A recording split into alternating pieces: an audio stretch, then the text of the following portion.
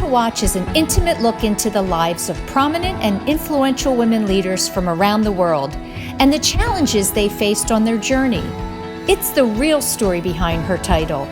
Join us every week to hear more stories about women from around the world and in your own communities at womentowatch.net. Hello, everyone, and welcome back to another week of Women to Watch. I'm Sue Rocco. Thanks so much for being with me. Joining me in just a moment will be Sonya Weigle. And Sonya is the founder and CEO of the Catalytic Collective, which is going to be a brand new women's network for women going through transition. They're going to be launching in May. Don't forget to stay with us during the breaks where you'll hear from our exclusive watch team of corporate partners, bringing you news and information from their industries. And please do subscribe to our YouTube channel at W2W Media. So now I'm honored and excited to welcome to the show, Sonya Weigle. Sonya, welcome to the show. Thank you. So thrilled to be here. It's wonderful to have you. You and I have been talking for quite a while, and I'm excited and honored to finally have you on the show and get to share your life story and your professional journey. And as always, I would like to dive in and learn a little bit more about the little Sonya growing up in Downingtown, which for those viewers who are not familiar, it's a suburb of Philadelphia. And I thought maybe you could just talk a little bit about the community there for a few minutes. Sure. So we moved to Downingtown from the city from where I was born. Actually, I was born in Chester, PA, which is where my parents were raised. But we moved there when I was 4 years old. My dad, who is an engineer, got a job out in southern Chester County and made the decision to move the family. My brother was 2 at the time, out to Downingtown. And so my entire elementary school but my time in school was through Downingtown. Graduated high school back when it was just one. There are 2 high schools now, but it was a big school. But the community is great. It was a wonderful place for my brothers and I to grow up, and my parents are still there, actually. That's so nice. So when you go home, it's home. When you go back to visit, it is. Although they sold our childhood home, they did. Yeah, they were there for 39 years, and they sold it probably 5 or 6 years ago now. Yeah. So that's a little different. My childhood home isn't there, but my parents are there, and they are home. So that's fine. So I know that you were the oldest. So, and I would say the oldest with 2 brothers. Brothers need a lot of guidance. To this day. Right, that never ends. I have 2 brothers as well, no sisters. We keep the family together. And as the oldest, I just wondered if there was any, pressure on you to be kind of the leader in the home, being in that position. It's so funny. I actually was just reading an article yesterday about the whole eldest daughter syndrome. And my daughter, who I have 3 kids, and she is my second, but my oldest girl, actually just sent me an Instagram meme this morning that said, there are certain people that know everything and are never wrong. Women, the oldest daughter of an oldest daughter, and the granddaughter of an oldest daughter.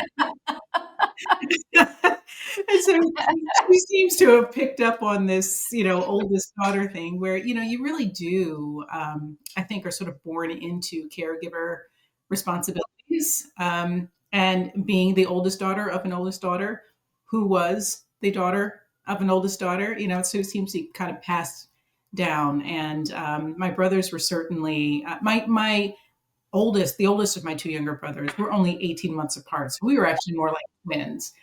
But my youngest brother and I are 6 years apart, and he was really like my baby. Yes, I bet. Well, it's also historic or traditionally, I don't know the right word, but high achievers, firstborns. So not even just being the oldest girl, but being the first. And I see that often. And you've certainly fallen into that category of being a high achiever. Is it something as you were growing up and throughout school that you were purposefully thinking about, that you had goals set for yourself? My parents tell a funny story of how I came to go to kindergarten a year early. The rest of my neighborhood, all of the little kids were going off to school, and I wanted to go too. And my parents tried to explain to me that you are not old enough yet to go to kindergarten. And apparently, I just would not let this go. So they're like, okay, let's talk to the principal. And he said, just test her, and then just show her the test result, and she'll see that she's not ready and we'll be done with it. But apparently, I did very well in the test. And so he said, I don't know what to say. She's ready. You should let her Yeah. go. And so I chose a briefcase for my backpack, which was bigger than me. And by the way, I carried my security blanket tucked inside. Oh my I gosh. would carry my briefcase with one hand on my blanket, and I walked apparently by myself across a very large field as my parents watched me catch the bus. And so, yeah, I would say this high achiever thing is probably more very much nature, but also nurtured. My parents did set very high standards for us, and had expectations of us. Yeah. One of my favorite stories is that when you were 10 years old, your uncle asked you what you wanted to be when you grew up, and you said, "I want to be on Wall Street and make a lot of money." And my question at 10, how did you even know what Wall Street was? I don't know. I don't know. I was a big fan of Family Ties, but I was probably like 11 or 12 by then. I don't know. Oh, I well, just, he was very much the suit, yeah, briefcase boy. briefcase kind of guy. But, I started my first business in the fourth grade where my dad would take me to the Downingtown Farmers Market and I would buy rolls of stickers and then I would sell them at recess and come back with a shoebox full of cash. Cash. And if I remember correctly, your dad had stopped that business because you were bringing home too much cash. Yeah, it got to be a little, I guess it got to be a little crazy. I don't know. I said, "Yeah, maybe we do something else during recess time." I said, "Oh, Yeah, okay." So, rather than hustle your classmates. yes. I want to share this quote because, one of the things I always am interested in having my guests bring forward is what their challenges were growing up, and the things that they had to kind of deal with emotionally. And you said it was difficult as a kid to understand that I was representative of my race. And naturally, you stood out because you were I don't know if you were the only African American in your class, or you were one of few, but and you also wanting to be like everyone else and not to have to carry that burden. Hmm. Yeah, first of all, was there someone that you spoke with about that, or did you just kind of keep that to yourself? Well, on the day-to-day basis, from elementary school and on, Downingtown is a predominantly white community, and so I was often the only one in the class or one of very few. Um, And so, it was just something that I dealt with. But, home was always home base. And, if things ever did get a little crazy or distressing, my thought was always, as long as I can get home at the end of the day, I'll be fine. And so that's really how I dealt with it. I talk to my parents occasionally about it, but it was more a function of, I'm here to do what I need to do. I've got great friends. I love the sports that I play. I was involved in a lot of things. In high school, I was in a lot of clubs, a lot of leadership. And so, I was very busy. So there wasn't a lot of time to focus on that. But occasionally things would happen. And, I would be very aware of the fact that I'm the only one in the room. I'm the one representing, I was the captain of our tennis team. I was the only Black player on the team. And so, it's just a unique burden that, that I had to carry. Yeah. When you look back at it now, though, is there a part of that was a positive experience for you? Because being different, sometimes I think it can help to build your self-esteem and your confidence, because you were proving that you belonged there with everyone else. Hmm. Well, there's a certain resilience and a grit that comes from Yeah. having to, to self-sustain and to make Hmm. your path. and Right. and to be kind of laser focused on your own goals and the things that you need to do to accomplish them. And even as a kid, I understood that it is what it is. So I'm going Yeah. to do what I need to do to get where I want to go. And Yeah. with the support of my friends and my family, and it was all fine. But yeah, I mean, there's it sort of forces you to develop a layer of resilience that Yeah. perhaps you Yeah. ordinarily don't have to. Tell me if there was a teacher, an adult in your life, other than mom and dad, that you look back on that was a mentor for you, perhaps said something to you that helped you to figure out, what your path in life was going to be.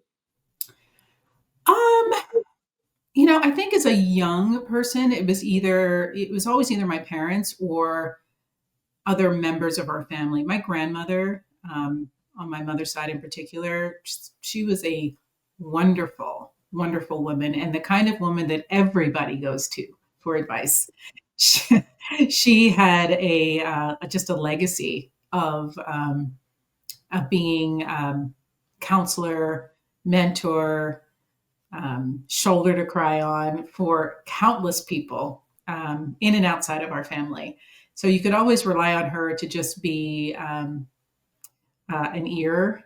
Um, and she would tell me she started every day with a prayer that said, whatever I say today, let it only help people, not harm anyone. And she had to pray that every day because every day her phone was ringing off the hook or people were coming to see her to Oh, talk to wow. her. Yeah. The wisdom keeper. She's the wisdom keeper. Yes. That's a great role model. Hmm. Hmm. Yeah. Is she still with you? No, no, we lost her in November 2020. Okay. Mhm. So tell me, I'm going to jump ahead a little bit. You spent a lot of your career in biotech and but in the HR realm. Mhm. What was your very first job out of school? So right out of school, I was recruited to Mercer, which is a global human resource consulting firm, and I went there out of Carnegie Mellon. When I was at Carnegie Mellon, they allowed me to build a little consultancy because I was very interested to see if I could sell, win, and deliver consulting projects while I was in school, because that's was sort of my way to test to see if that's what I wanted to do. And Carnegie Mellon is sort of the breeder of entrepreneurs, and they said, "Sure, that sounds great." And so one of my clients was the Integra Financial Corporation, which went on to be PNC Bank. And while I was there, Mercer had the primary consulting project to do a big process reengineering process for them. And so I joined on that team, and they ended up offering me a job. So I came back to Philly and joined their executive compensation practice, and then eventually was asked to be one of 10 folks to start their human resource transformation practice. And so that I got to learn how to sell big projects and to deliver big projects. And that was my first big job in consulting out of grad school. Yeah. Do you think being asked to do that, what do you think it was they saw in you that they knew you would be good for that role? Coming out of Carnegie Mellon, I was very systems focused. It's a very computer driven school, obviously, and this was a million bajillion years ago. So we were coding and doing other things that, you can do with macros and other things now. But I was really, really passionate about applying technology solutions to the reengineering of processes, particularly human resources, because I fundamentally believe and know that human resources is a profit driver, not a cost center. And when you automate it properly, you can really automate the transactional portions of that work and focus on the strategy. And I think that was really the basis of my work at Carnegie Mellon, kind of understanding that. And so I really leaned into that when I was at Mercer, and that was sort of a new and emerging practice area. And it was the partner that I worked with at in Pittsburgh at Integra was the one that started that practice. So he knew me from even before I came. Do you have, when you think about your career, because we're going to go into a break after this question and talk about your new project, your new endeavor. Um, if I were to ask you, what are you most proud of looking back at your professional career, being an executive and the work that you did? You know what? I think what I'm most proud of has less to do with the work that I did and more to do with how I did it. I learned or discovered very early on after the birth of our son, that I wanted to be there for my children while they were little. So I needed to figure out how to do the work that I love to do while still being able to raise our kids. And so I'm most proud of, now that they're all grown and flown, I can look back on and see that I was able to do that. I was able to um, architect a career path that allowed me to do really great work. It allowed me to rise to the highest levels of corporate. It allowed me to be successful on the entrepreneurial side of things, while at the same time raising my kids in a way that we're very proud of who they are and what they're doing. But they're also three young people that really love spending time with us, and we love spending time with them. And for me, that's a really great metric. Um, That is. and When a your kids want to spend time with you, that's a very yeah, good sign. You did a good job. thanks. So would you say, were you able to do that because, you were in at the highest level, I will say, at most of the companies that you were with. So you had, sometimes having those roles demands more of your time. And, Yeah. women talk about they feel guilty about the hours they're putting in and not being with their children. How did you manage to make that work? Oh, I had to leave corporate to make that work. That's when my entrepreneurial career started. So, yeah, I was squarely on the partner track at Anderson Consulting, which is now Accenture, when I had my son. And I realized um, I thought I would just continue on the track and get a good nanny and, keep it moving because I really love the work. But I took one look at that baby and I thought I could never leave him, let alone travel 5 days a week. So um, that's when I went into corporate. Um, and then when I had our oldest daughter, I realized that I really wanted to be home with our kids. I didn't want to look back 20 years later. And the word that came to my mind at the time was remorse, with remorse, to say I wasn't there when they were little. So whatever that meant, I was going to figure out a way to earn a living while I was home with my kids. And so I didn't really dive back into the corporate world in earnest until 5 years ago.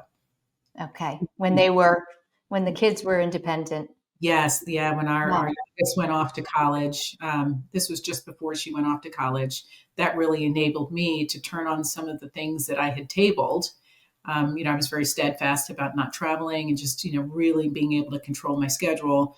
And it did hamper in some ways my ability to do some of the more stable income earning that is typical, right? And so, being an entrepreneur and owning my own consultancy was great, but it was that monthly pressure of, okay, this is what we need, this is what I got to get, this is what we need, this is what I got to get. But that's what I was willing to do so that I could be, where the kids needed me to be. And then Yeah. once they did what they wanted to do, I said, okay, now it's my turn. Yeah. Right. Well, Yeah. that's what we're going to talk about when we come back. We're going to go into our first break.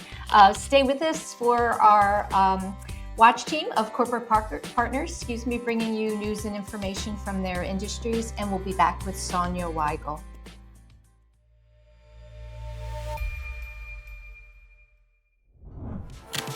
As a female-led organization, you have to bring it every single day. We're a mashup of sort of right and left brain. So we're not just doing management consulting. We're not just doing creative services. We're not just producing an event, but we're bringing a comprehensive solution to our clients. And because of the way we approach it, we end up being bought into what it is that we're doing in a way that we truly have as much skin in the game as our clients do, whether it's bringing affordable internet to communities across the Caribbean, or it's helping Comcast with their Internet Essentials program, which is something we've been very proud to work on, or it's helping the NFL celebrate their centennial season by getting 1 million people to give at least 100 minutes to causes they care about, or helping the city of Philadelphia win the World Cup. So what's next for us? Well, we just hit just over 100 employees. I think we are at that tipping point, and I don't think there's anybody that does it better than we do. I'm Maggie Wilkinson, CEO of Athena Global Advisors, a company that is proudly based in Philadelphia.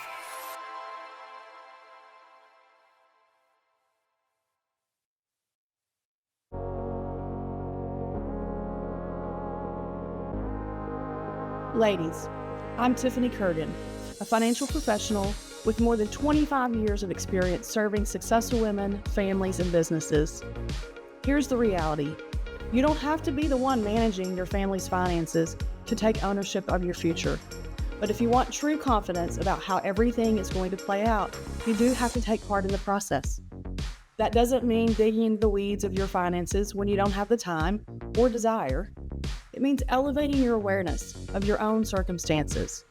It means having the bigger conversations so you're empowered when you need to be. Let's bring confidence to your family's future without overwhelming your time.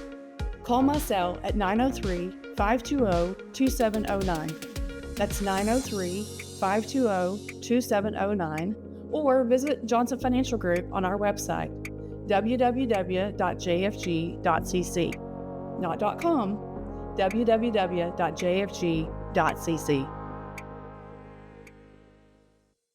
Hi, I'm Katie Gore, the president of Quadell Consulting and Training. There are a lot of myths about affordable housing and the people who need and live in affordable housing. One myth, for example, only people who are unemployed need and live in affordable housing. The reality is that many people in affordable housing actually have working full-time jobs. Teachers, healthcare workers, service employees, people who are essential in our communities. They often struggle to afford rent in so many communities across the nation. And that's what's the beauty about affordable housing. They are providing work in the communities at an affordable rent. Another myth is that affordable housing increases crime. Studies consistently show there is no link between affordable housing and increased crime. In fact, stable housing can reduce crime by providing security and fostering stronger community neighborhoods and building attachment for the people who live in affordable housing. For more information about affordable housing and to walk through some more of those myths, you can find me and my segment on the Women to Watch platform. Welcome back to the show. I'm joined this week by Sonya Weigle, and Sonya is the founder and CEO of the Catalytic Collective, which is just getting ready to launch. I know you're excited about it, and I would say it's really going to be a unique platform and space for women that perhaps are in transition after having long, successful careers and working. And just tell us, what it is and what the offerings are going to be for members. Sure. Yes, we are just about to launch. I'm very, very excited. It's the culmination of something that's been in my heart and in my spirit for 20 years now.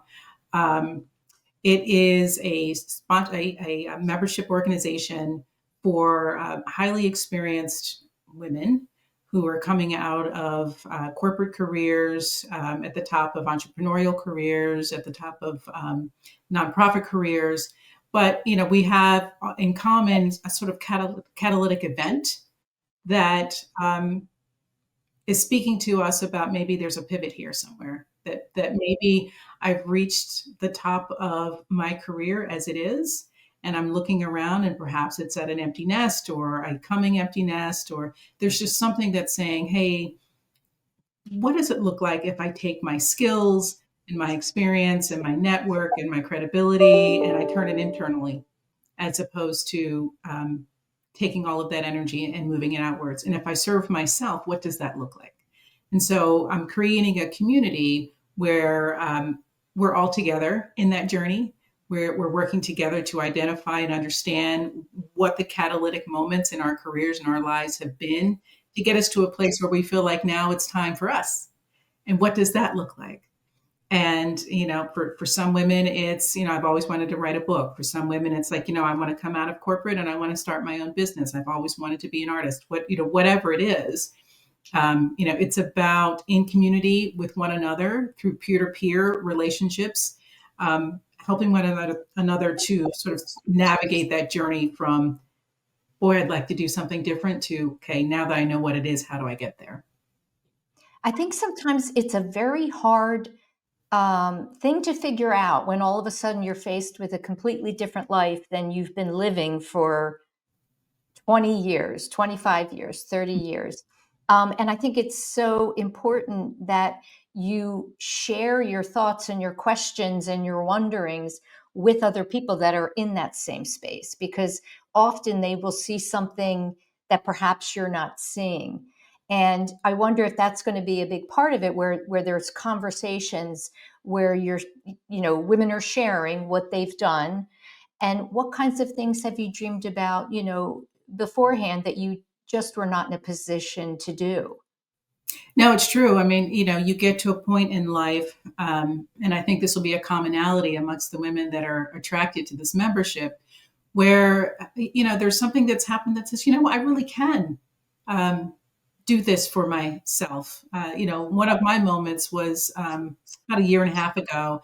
I was working with my youngest daughter.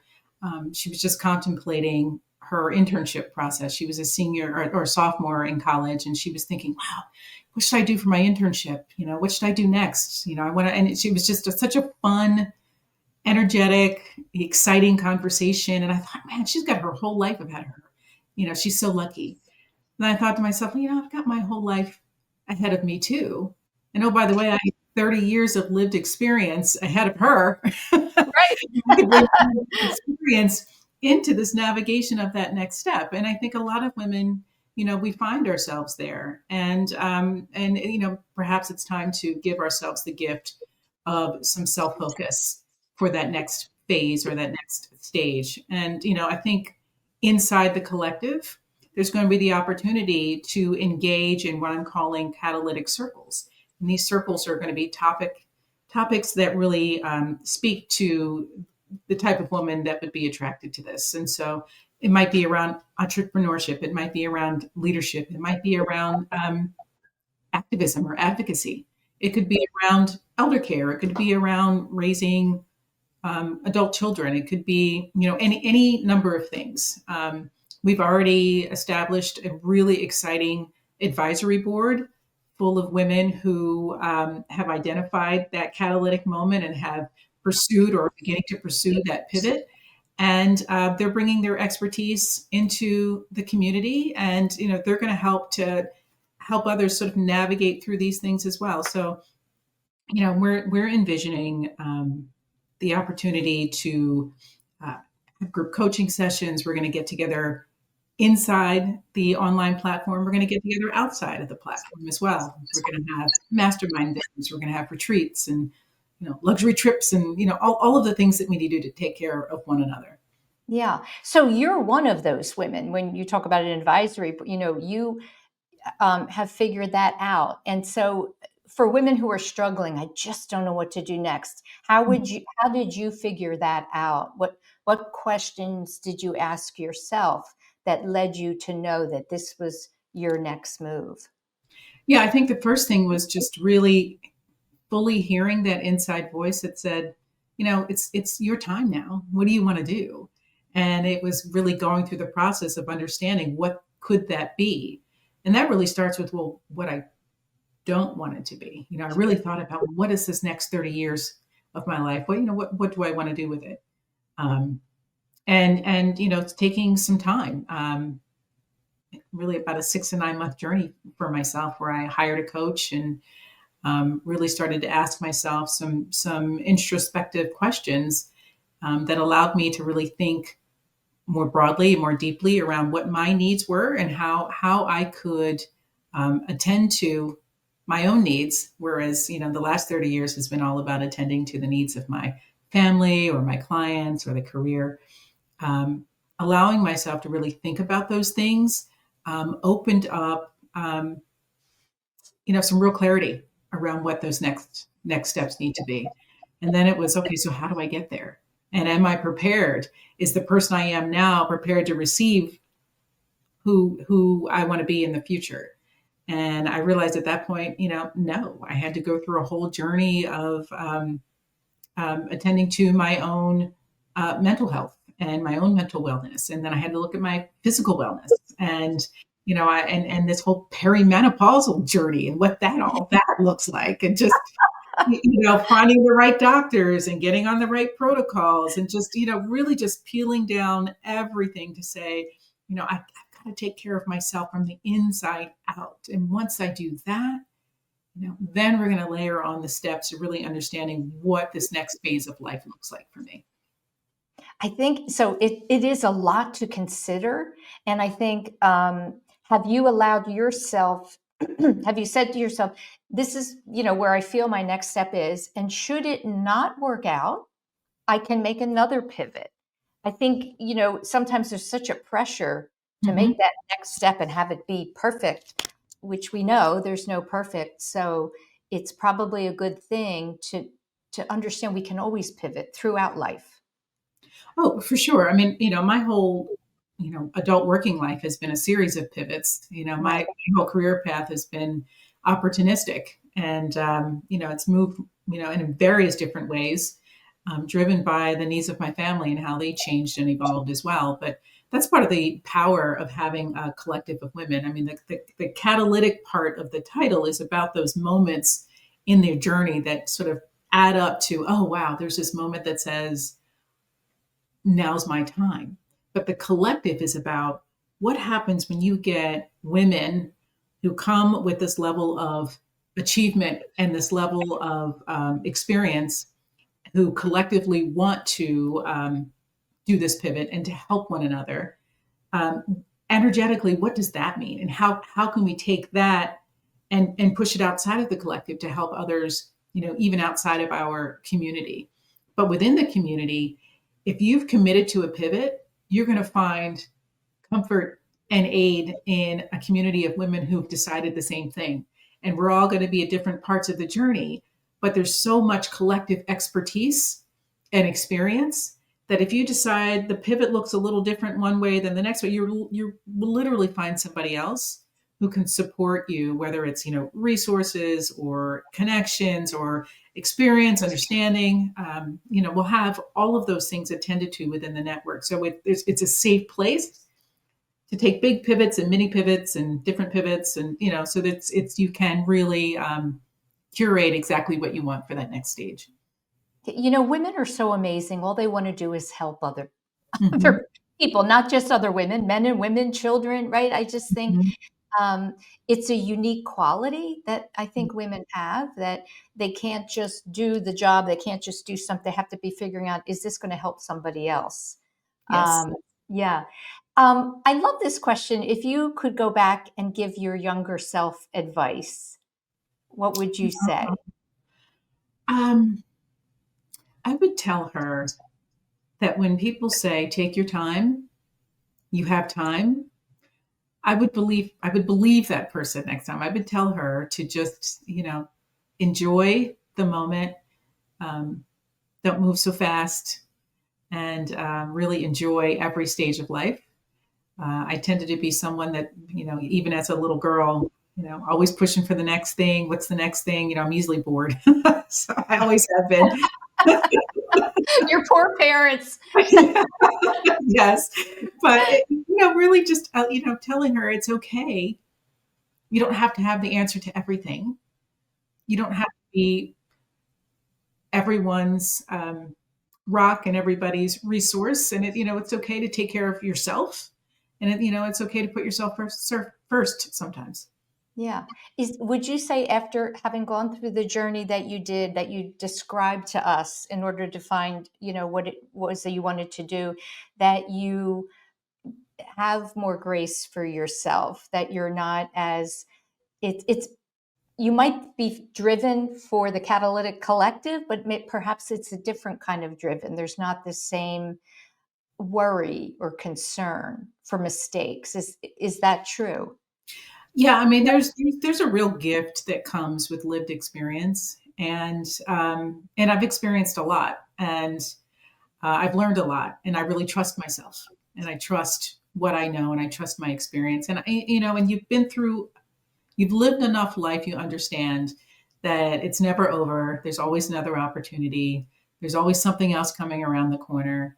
And, part of this journey for me now, in terms of, when I really think about what my requirements are, it's a level of peace, of ease, of joy, of flow. Those are my keywords. And so if it's not embodied in any or all of those four things, I don't want it. It's not, See, we really do get better as we get older, right? yes. It really is better. You Mhm. would never understand that part of it, I think, Yeah. to be told that when we're younger. That's true. Yeah. So if there's someone watching that says, I want to learn more, I want to know more about this, it's something I'm in this place, excuse me. Do you want to share anything with them? How to get in touch? What's going Thank to be coming? you. Yeah, I would love to. I mean, for any woman out there that finds herself at that cornerstone that says, hey, I'd like to do something different. I'd like to use my skills and everything and benefit myself from those in the pursuit of something different. You could join us.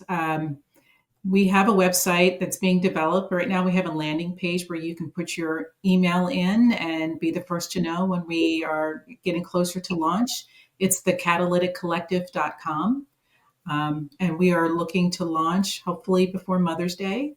And so, we would love for women to come and give us their email so we can keep them up to date on the progress. No, it's going to be so fun to watch this develop and launch. And we'll be sharing that information with our viewers and our listeners. And thank you so much for joining me and sharing a bit about your life story. Thank you for having me. It's been a pleasure and an honor. We're going to go into our last break, and I'll be back to close out the show. Over on our Women to Watch YouTube channel, we have a partner profile series featuring some of the amazing executive women working at Children's Hospital of Philadelphia. Our latest installment features Dr. Susan Firth. Here's an excerpt from our latest conversation. The goal, I would say, of CHOP is for every child to have a chance at a healthy future. And how does the Research Institute specifically support and help in that goal? One of our strategic imperatives as an enterprise is to really promote research-driven precision medicine, so diagnostics and therapeutics that are really tailored to an individual's circumstance. And I always add to that research-driven precision medicine that this has to be research-driven precision medicine for everyone. So we've invested in programs around health equity research methods and making sure that as we are pursuing our research and discovery that we're thinking about how our questions apply to different populations, whether it's where they live, if they're rural or urban, or what their social determinants of health are. So we're trying to incorporate thinking broadly about improving child health to all populations. So we want to help children who are around the world and also in our backyard. To learn more about Dr. Susan Firth, head over to our Women to Watch YouTube channel for the full interview.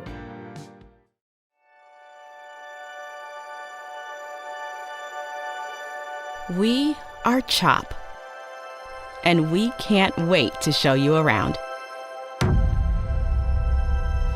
We're the nation's first children's hospital.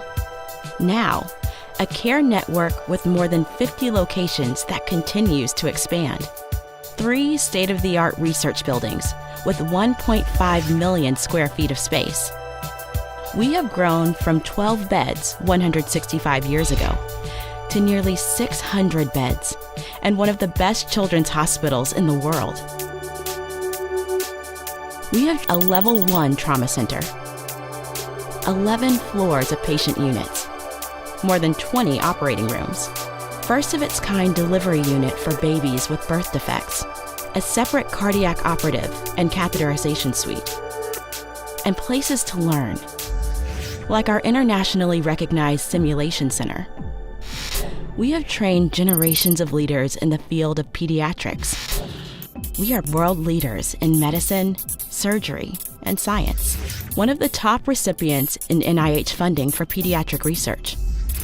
In this building, pioneers in CAR T therapy, mitochondrial disease, brain tumors, hyperinsulinism, and other rare diseases. Here, groundbreaking work in fetal surgery, genetics and genomics, and neurology.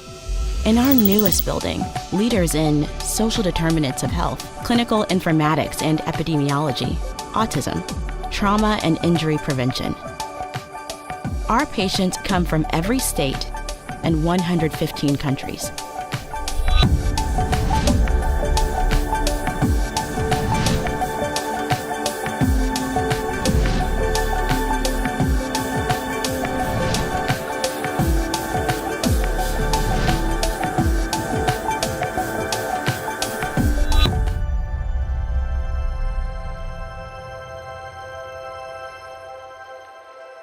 Meeting these challenges requires the best and the brightest. We are passionate about pediatrics. We are motivated to make a difference in the world and in our community. We are a team. We are CHOP.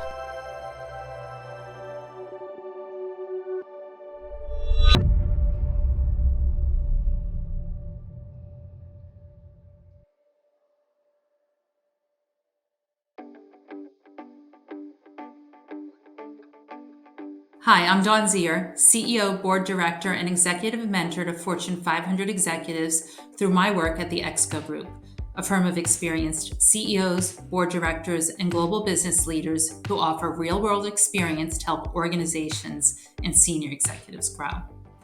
At some point early on in your life, you've likely been asked, what do you want to be when you grow up?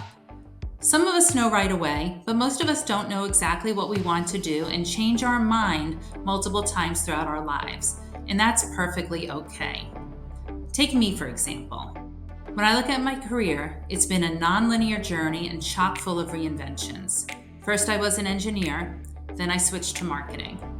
I worked at a phone company, a bank, ran international for a media company, became a CEO of a health and wellness company, and now serve on multiple boards across various industries.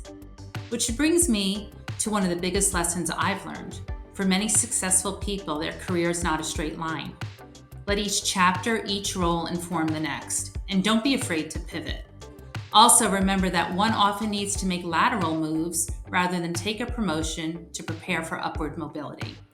No experience is wasted, and every position you find yourself in is an opportunity to learn, to figure out what you want to do, and perhaps even more importantly, what you don't want to do, and also to define where your true passion lies. Please follow me on LinkedIn at Dawn Zier, and if you're a senior executive looking to grow in your career, visit excoleadership.com to learn more. That's it, everyone, for another week of Women to Watch. Thanks so much for being with me. Next week, I'll be interviewing Lindsay Scrace, and Lindsay is the CRO of Checker, which is a company using AI for background checks. Thank you, as always, to our sponsors and our watch team for helping us to bring you the show each and every week and their support of our mission. And I'll see you next time.